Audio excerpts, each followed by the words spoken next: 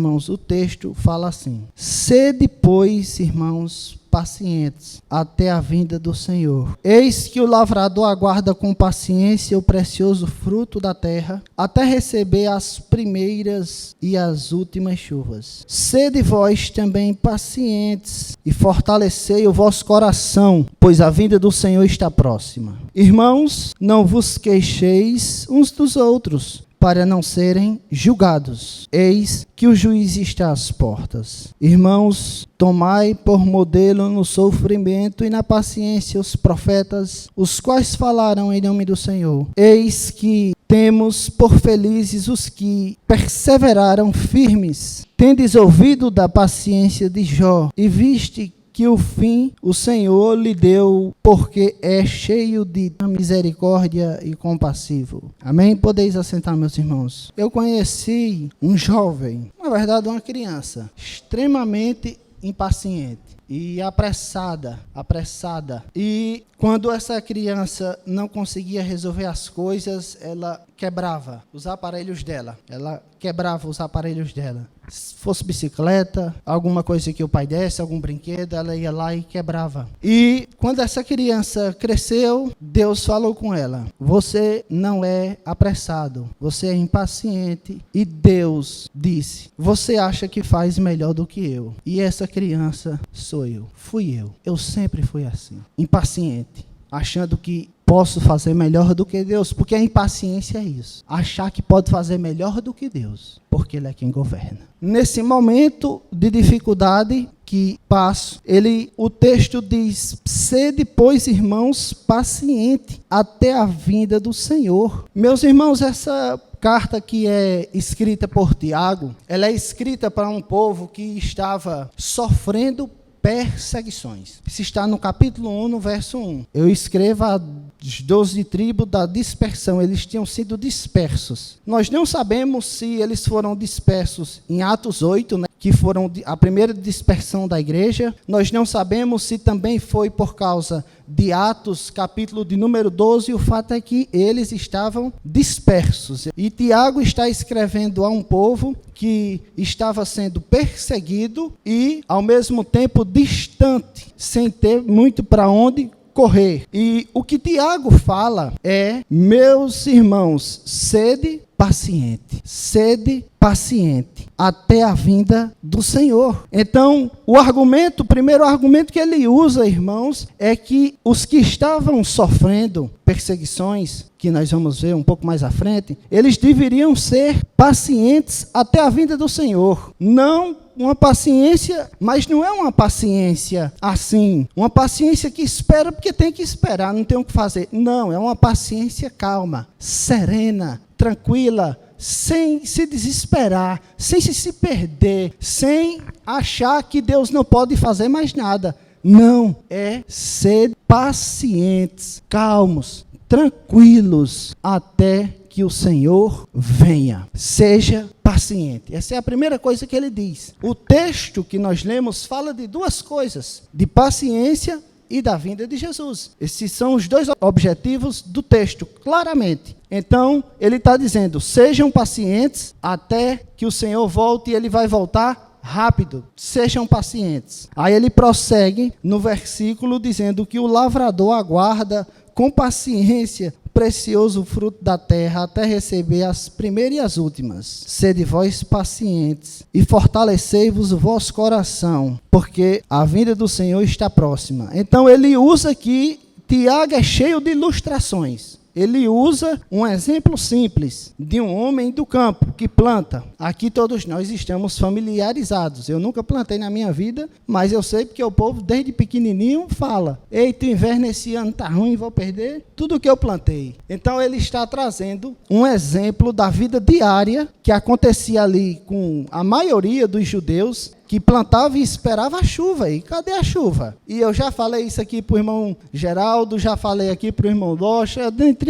dentre tantos outros irmãos, que eu tenho vontade de comprar um moinho, eu tenho vontade de plantar, eu tenho vontade de experimentar essa espera, assim como os meus avós, bisavós e tataravós experimentou. Ele usa esse exemplo, olha, veja como eles esperam o outono e a primavera, que é o inverno de lá, é nessa época. Veja como eles esperam, aguarda confiantemente as chuvas. Veja, irmãos, que na época não tinha nada do que tem hoje, agrotóxico, essa tecnologia toda. Não, eles esperavam somente em Deus. E ele diz, seja paciente. Assim como um agricultor planta, mas a chuva depende de Deus. A chuva depende de Deus. Então ele está trazendo um exemplo simples para mostrar uma realidade imensa. Sejam pacientes, assim como o lavrador é. Ora, para quem viveu de roça, nessa época aqui, e há pouco tempo atrás, sabia que se a colheita fosse ruim, o ano estava perdido. E o que fazer? Então ele usa esse exemplo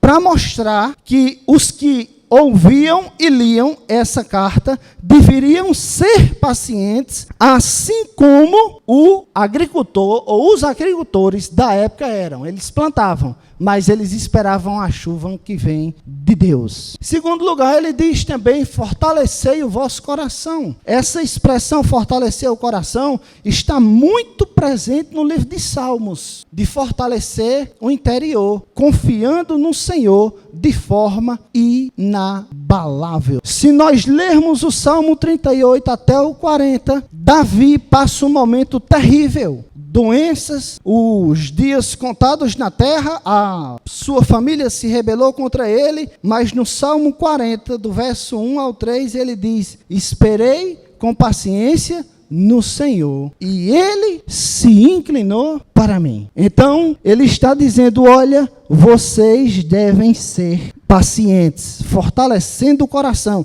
sem deixar se desanimar. Porque quando o momento é difícil, até mesmo esses cristãos aqui, eles estavam querendo se esmorecer. É só ler o livro anterior, o livro de Hebreus, que muitos estavam querendo apostatar da fé, por perseguição e por dificuldades. Mas o autor aos Hebreus diz, olha, isso não dá certo. Ele também fala um pouco de paciência. Mas o fato é, irmãos, que nós devemos ser pacientes. Todo ser humano é impaciente. Nós nascemos impacientes. Uns mais, outros menos. Uns sabem disfarçar mais, outros não sabem disfarçar tanto. Mas a realidade é que no interior nós somos impacientes com as coisas. Nós queremos aquilo naquela hora. Ora, eu não estou pregando para ninguém além de mim mesmo. Impaciente. E aí, meus irmãos, certas coisas Deus permite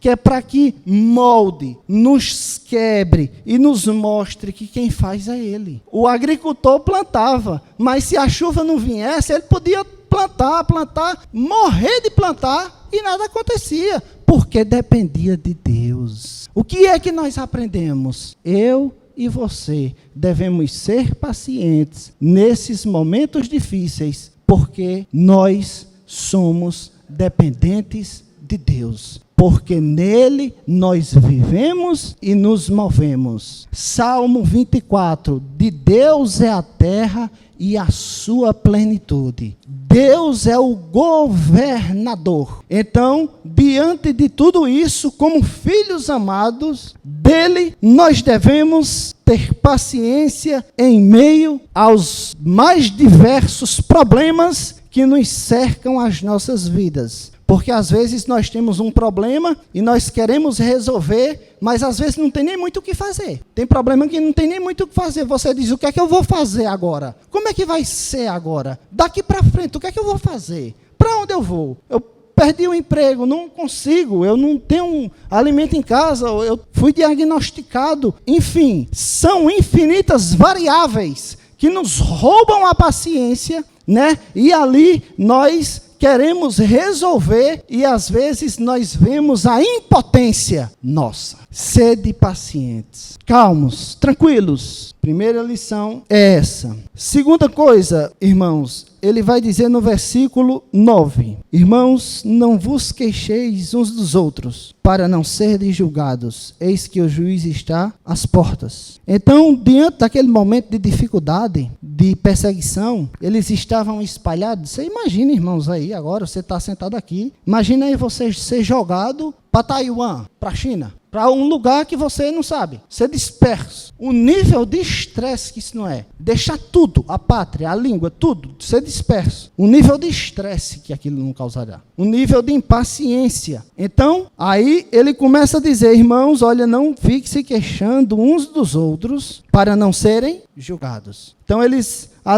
estavam perdendo a paciência, porque eles estavam sendo perseguidos, tinham sido deixados ali de lado da nação, e com os poucos irmãos que ali estavam, eles estavam, pela pessoa estar irritada, a pessoa, ela desconta em quem não deve. Isso acontece. Isso aconteceu com Moisés, que estava impaciente porque aquela multidão que saiu do Egito clamava nos ouvidos dele, azuclinando, como se diz, e ele era somente para tocar na rocha. E ele, impaciente, ele tocou com muita força na rocha. E a rocha, pelo livro de Corinto, era Cristo. Aí Deus disse, olha, por causa disso, você vai ver a terra prometida, mas lá você não entra. E não entrou. Ele viu, mas não entrou. Então, nos momentos de estresse, nos momentos de angústias, nos momentos onde a gente é assim apertado de todo lado, nós temos uma tendência natural de descontar nos outros. Aí Tiago está dizendo, olha, não faça isso,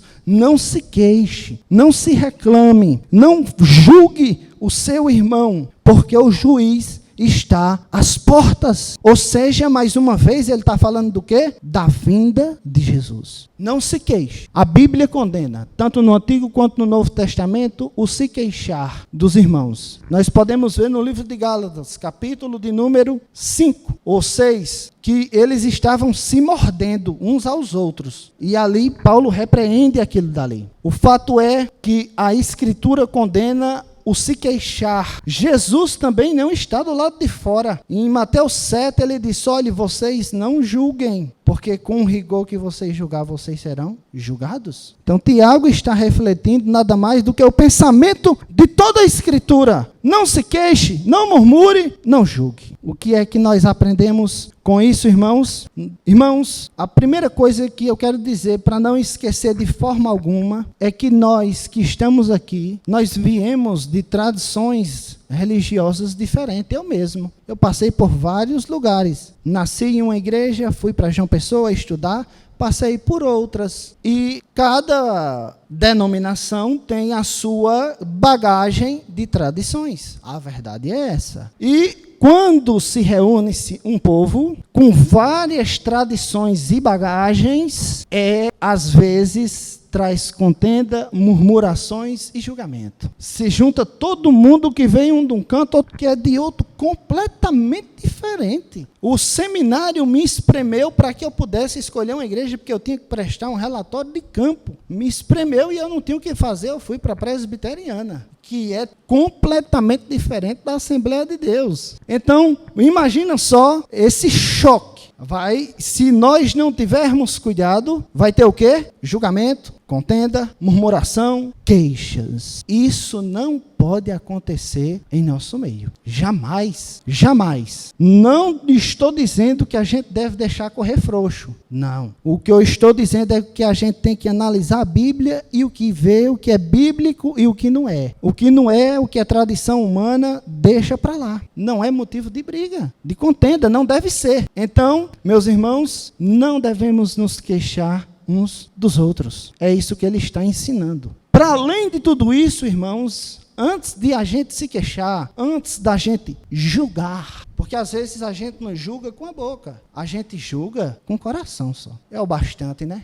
Jesus disse que quem odeia seu irmão já é homicida, então ele sabe. A gente não deve se queixar, pelo contrário. A gente deve visitar, saber como é que a pessoa está, estender as mãos, entender tudo para que a gente possa omitir uma opinião para a edificação. Se for necessário repreensão, amém, a Bíblia fala. Mas acontece muito hoje, infelizmente, de que as pessoas, quando uma erra, ela não procura saber. Ela já chega ali preparada para pisar, passar por cima, atropelar. Não os queixeis uns dos outros. O juiz está às portas. É o que ele diz. Você já imaginou? Aqui na terra, eu estou falando aqui na terra, tem uma audiência e aí a pessoa está ali, o juiz está para entrar, às portas, como ele diz. E algum intrometido chega lá e dá uma de quem está julgando. Imagina se o juiz entra na hora. Eu estou falando aqui na terra, que não é nada. Então, Tiago está apelando para a maior esfera. O juiz está às portas. O juiz está voltando. Então, não precisa você julgar. Deixe, Deus vai julgar. Mais uma vez, eu repito, eu não estou dizendo de deixar correr frouxo, ver tudo errado. Não, eu estou falando de julgar uma coisa que não sabe, que não viu. Não, olha, foi mais ou menos assim. Você não sabe. Sabe ou não sabe?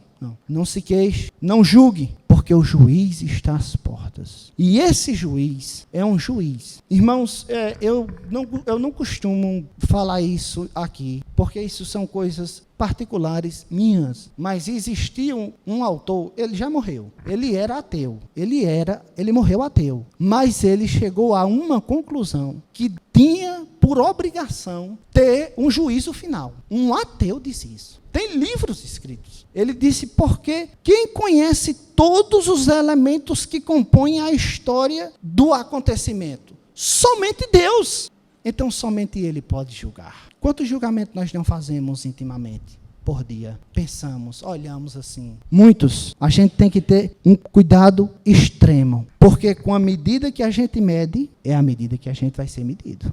Quanto mais rigoroso a gente é, maior será o rigor. Aí ele prossegue dizendo, irmãos, tomai por modelo no sofrimento, na paciência os profetas, os quais falaram em nome do Senhor. Olha os exemplos que ele usa no verso 10 e no verso 11. Tomem como exemplo os profetas. A gente acha que sofre hoje. Meu Deus, Elias comeu um pão, foi seca. E comeu um pão para passar 40 dias andando. Você acha que sofre? Daniel, jovem, foi deportado da nação dele, sem ter feito nada, e foi colocado lá na Babilônia. Imaginou? Para aprender uma língua, para lidar com um tipo de comida diferente, para lidar com pessoas diferentes. Você sabe o que é isso? Noção do que é isso. Ezequiel, meu Deus. Tiago está falando para quem conhecia o Antigo Testamento, porque só estava escrito até o momento o Antigo Testamento. O Novo foi se completar como nós temos hoje, mais para frente. Então ele diz, tomai por sofrimento os profetas. Você acha que sofre? Olha João Batista. Meu Deus, João Batista passou 30 anos, irmãos, no esconderijo, para viver um ministério de 6 meses a 1 ano. E terminou como? Como a gente sabe. Então, ele está dizendo, olhe para os profetas, olhe para o sofrimento deles e tome eles como espelho. Por isso que eu sempre digo, tome como espelho os homens de Deus, a Bíblia. Quando eu ligo uma televisão, ou um noticiário, ou uma coisa qualquer, eu digo, meu Deus, que mundo é esse? Onde é que nós estamos? Aonde é que vai chegar? Com tanta coisa que você olha, às vezes, para uma pessoa que usa o nome de Cristo, e a diferença de um homem de Deus para isso daqui, meu pai, é distante demais. Sede paciente, olhe para os profetas. E João Batista estava lá. Você se prepararia 30 anos para viver um ministério de 6 meses a 1 ano no máximo? Quem faria isso? Então ele diz, tome, por exemplo, os profetas que sofreram por fazer o bem, por pregarem com fidelidade. Pedro vai dizer, no 1 Pedro, capítulo 4, que é melhor sofrer por Cristo do que por ser outras coisas. Homicida, entre outras coisas. São muitas, a lista é grande. Ele disse, é melhor sofrer por Cristo do que sofrer sendo ladrão, sendo mentiroso e daí por diante. É melhor sofrer por Cristo. Tome como exemplo os profetas. Sempre olhe para eles. Esqueça essa pompa religiosa, esse glamour, essas coisas. Aí ele prossegue, ele diz: e eis que temos por felizes os que passaram firmes. Tendo ouvido da paciência de Jó, olha aí, agora ele chegou num extremo. O extremo, Jó, aconteceu uma coisa que está para além do mundo natural, onde o diabo se apresenta no céu, no meio dos filhos de Deus, é o que o texto de Jó diz. E o próprio Deus, isso é uma honra. Está vendo como Jó é fiel? Jó não estava sabendo de nada disso, desse evento cósmico. E aí, Deus disse: pode ir. Se acha que ele está sendo fiel por causa dessas coisas, por causa dos bens, é bem financeiramente, tire tudo que ele tem. Tudo! Os filhos de Jó morreram. Jó perdeu toda a sua riqueza. Sua saúde foi embora. Ele, Jó, ainda, mesmo assim, a esposa olhou para ele e disse: amaldiçoa esse teu Deus e morre. Ele disse: você fala como uma louca. Aí a gente olha, e o que é que nos rouba a paciência? Olha a diferença. A gente tem que tomar por espelho quem? Os homens de Deus. E aí Jó, fica tranquilo. E tem mais. Os amigos de Jó ficaram acusando Jó, dizendo que ele tinha pecado. Você pecou. Não tem como acontecer uma ruína dessa na vida de uma pessoa se ela não tiver pecado. É impossível. Não tem como. Você pecou, você fez alguma coisa de errado. Diga logo. E eles ficaram azucrinando Jó. Os amigos. Já tinha perdido tudo, a esposa já tinha dito isso, e agora os amigos. Mas ele perdeu a razão quando ele disse: essa acusação que vocês fazem de mim, eu coloco como coroa na cabeça e se apresente diante de Deus dançando. Ele se ensoberbeceu. Esse foi o erro dele. Tentar explicar. Ele não tinha feito. Então não precisava explicar. Só dizer que não fez. Aí ele perdeu a razão. Todavia, ele é usado como um exemplo de paciência. Vamos mais além do texto aqui, para a gente caminhar para o fim. Qual é o maior exemplo de paciência? Nem aos profetas e nem a Jó. É Jesus. É Jesus. É Jesus. É Jesus. É Jesus. Esse mesmo. O Rei dos reis. O que deixou o seu trono, se esvaziou, se encarnou para que pudesse dar a vida por nós. Jesus nasceu debaixo de perseguição, desde do ventre da mãe, desde pequeno, nasceu sobre perseguição. Jesus passou 30 anos vendo os maiores absurdos que você possa imaginar. Transformaram o templo num vendilhões de ladrão, onde ele diz: a minha casa do meu pai é casa de oração. Mas ele passou 30 anos vendo tudo aquilo ali em silêncio. Sendo Deus, como é e sempre será, imutável. Mas quando chegou a hora, ele falou. Isso é que é paciência. Tendo todo o poder. Imagina aí se você tivesse todo o poder. Meu Deus, misericórdia. Mas o Cordeiro de Deus, que tira o pecado do mundo, é diferente. É manso, é humilde. Era sofrendo bufetada na cara com o rosto tapado, ouvindo: profetiza quem te bateu. Lá na cruz, ele ainda ora dizendo: Pai, perdoa-lhes. Paciência. Eu quero concluir dizendo, irmãos, que a gente tem que tirar algumas lições importantíssimas para as nossas vidas. Em primeiro lugar, nós, nesses dias, nos últimos dias, que sobrevirão tempos difíceis, que Paulo fala a Timóteo: homens avarentos, arrogantes, soberbos, amantes de si mesmo, e aí se segue a lista. Nesses dias, assim, nós devemos andar com paciência, com calma, com tranquilidade, porque os dias são terríveis. Segunda lição: Jesus voltará. Da mesma forma que ele veio, ele disse: eu vou voltar. Diversas vezes. Saiba que um dia, eu não sei o dia nem a hora, mas Jesus vai voltar. Jesus vai voltar. Carregue isso com você. Jesus vai voltar. Terceiro lugar, meus irmãos, nós devemos ter cuidado no que nós falamos. Por quê? Porque é fácil de se perder pela língua. Por isso que ele diz: não se queixem uns dos outros. No capítulo 3, do verso 2 ao 9, é um sermão falando só sobre a língua, que incendeia um grande bosque, que é como incontrolável, mal incontido. Ninguém consegue controlar, em suma. A gente tem que ter cuidado no que a gente fala. Porque no dia do juízo final, o próprio Jesus disse: vocês vão dar conta de cada palavra frívola. Mateus 12,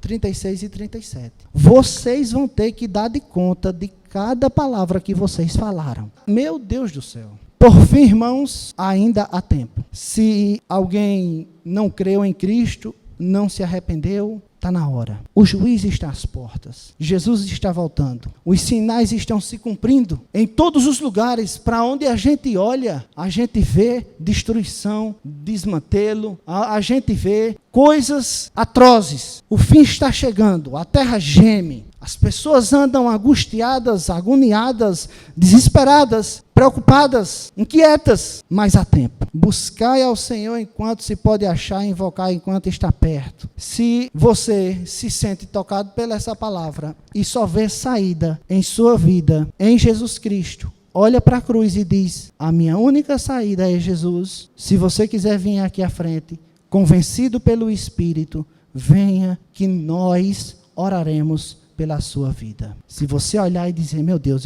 eu por mim mesmo eu estou perdido. Não tem como. Tem um que é o caminho, a verdade e a vida, e ninguém vai ao Pai a não ser por Ele. Se você se sentiu tocado, impelido ao ponto de não aguentar mais dizer: meu Deus, eu me convenci que eu não posso nada. Se você quiser, vem aqui à frente que eu oro junto com todos os irmãos pela sua vida. Se não há, que Deus abençoe em nome de Cristo Jesus. Sejam pacientes.